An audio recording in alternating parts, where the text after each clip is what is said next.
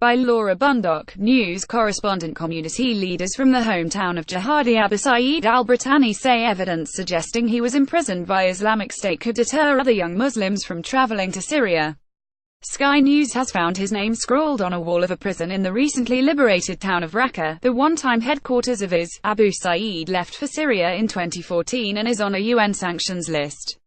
He was prolific online and regularly posted videos and blogs from Syria denouncing the West and glorifying IS, but there were clearly tensions within his life with the militants.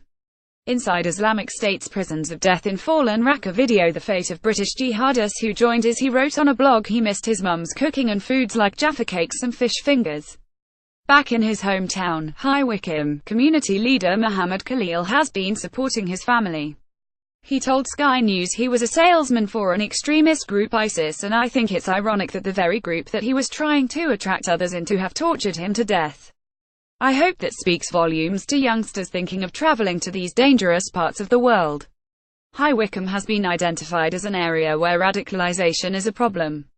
Image Wycombe Islamic Society Mosque where Abu Saeed worshipped. Local mosques insist they are working to educate vulnerable young Muslims.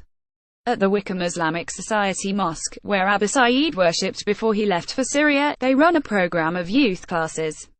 Staff there described Abu Saeed as a loner and say he never spoke of his radical views or intention to travel to Syria. Abu Saeed was dubbed the supermarket jihadi because he'd worked as a security guard in the local Morrisons.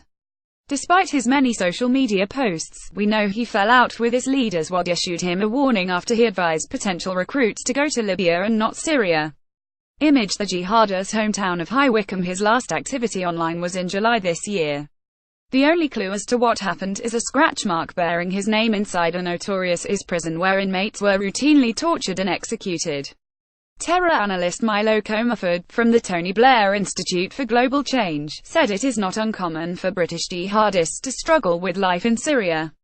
He said Western jihadists come with a preconception of what they would be doing. They thought that they would be fighting, they thought that they would be on the front line of ISIS's crusade across Iraq and Syria, and actually the reality turned out to be very different.